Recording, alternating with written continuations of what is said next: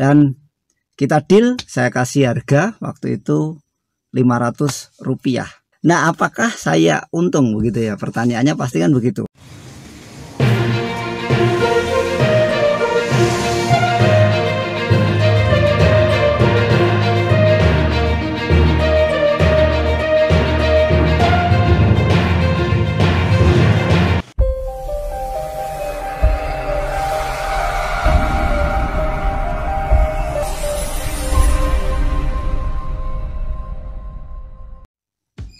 Oke, selamat pagi, siang, sore, malam semuanya sahabat bisnis. Ketemu lagi di channel Yuda Setiawan.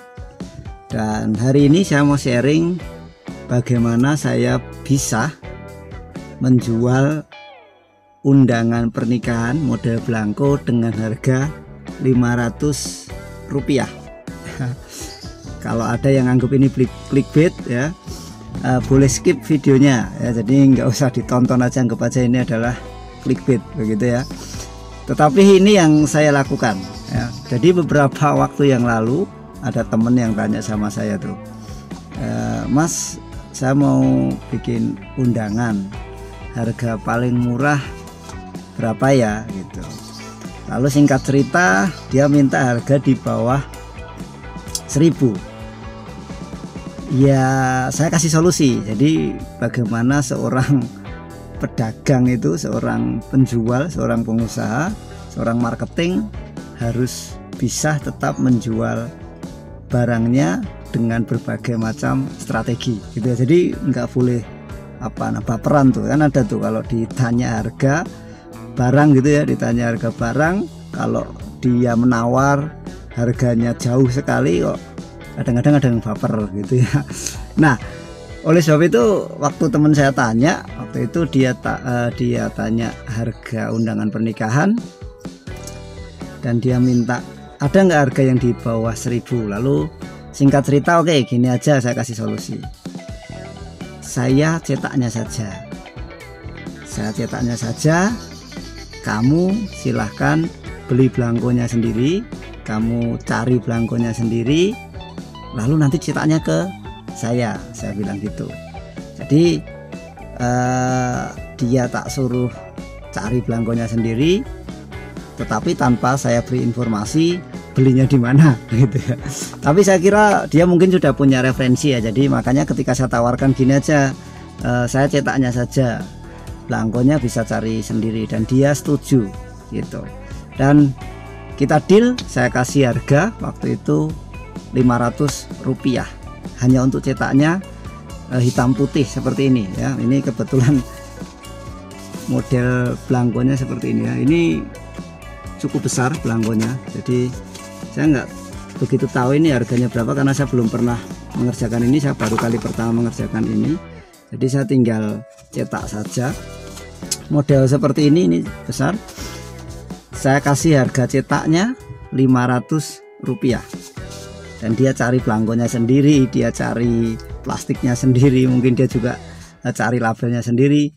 Nah, apakah saya untung begitu ya? Pertanyaannya pasti kan begitu. Rp500, apakah saya untung? Yang pasti satu, saya untung waktu. Kenapa? Karena saya nggak bolak-balik cari belangko gitu. Lalu yang kedua, teman-teman, untuk 500 itu untuk cetak seperti ini, saya rasa teman-teman yang usaha fotokopi atau usaha percetakan pasti tahu lah, ini tinta untuk nyetak satu lembar begini kan paling-paling Rp50 ya, Rp50, paling mahal Rp100 lah, anggap aja pakai tinta yang mahal gitu ya. Nah, tetapi ketika saya cetak ini, saya anggarkan saja tuh tintanya, anggap aja Rp100 harga paling mahal untuk tintanya. Jadi di harga 500, ketika saya cetak bolak-balik hitam putih, saya masih untung Rp400. Nah, waktu itu dia cetaknya 300, kan lumayan. Rp400 dikali 300 berarti Rp120.000. Nah, saya untung saya bisa jual, saya untungnya itu Rp120.000 tanpa saya harus bolak-balik cari belangko, atau saya tidak harus istilahnya cari bahannya. nggak harus kesana kesini gitu ya. Tapi saya hanya tinggal stay di kios, dia kasih belangkonya, saya setting, dan kebetulan waktu itu saya setting hanya 2 hari, nggak sampai, istilahnya kalau nyeting ini kan cepet ya, paling setengah jam sampai 1 jam. Revisi ya paling revisi 10 menit. Untuk total pengerjaan kalau mau di total waktu editing, setting, dan cetaknya itu paling-paling ini cepet karena hitam putih ya, seingat saya mungkin 3 jam atau 4 jam selesai tuh untuk cetaknya. Jadi anggap aja ya 6 jam lah, anggap aja 1 kali shift gitu ya. Saya udah dapat untung 120.000 ya, cukup banyak ya buat kami di toko untuk cetak ulem ini, dengan keuntungan 120.000 tanpa saya harus mondar-mandir kepanasan cari apa istilahnya, cari belangkonya dan lain sebagainya. Nah teman-teman, yang mau saya sampaikan di sharing saya yang pertama bahwa bagaimanapun caranya ketika kita ditanya produk, ada yang mau beli produk kita harus beri penawaran yang menarik ya. Jangan baper, yang pasti itu jangan pernah baper. Kalau ada, kita harus punya solusi-solusi supaya orang jadi beli di tempat kita gitu, supaya dia ya istilahnya nyaman, dia akhirnya mau closing sama kita, itu ya bahasanya closing ya, istilahnya deal. Jadi order di tempat kita ya kita harus berikan opsi-opsi, jangan terlalu apa ya, jangan terlalu SOP banget gitu ya, jangan terlalu saklek banget gitu.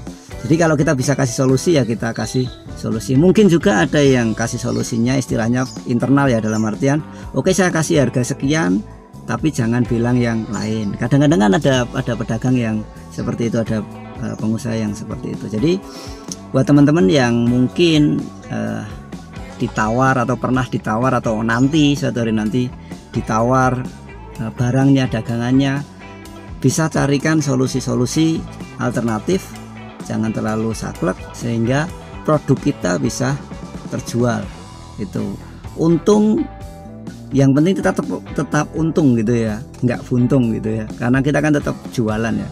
Jadi tipis nggak masalah, tapi selain value saya selalu sampaikan, selain nilai daripada finansial, saya selalu istilahnya mengajak kita, bisnis bukan hanya tentang finansial, tapi ada keuntungan yang lain. Kita bisa dipromosikan, kita bisa dikenal dengan yang lain, sehingga tempat kita juga istilahnya bisa dikenal. Oke, itu saja sharing saya teman-teman untuk hari ini. Terus maju untuk UMKM Indonesia, tetap semangat dan salam sehat.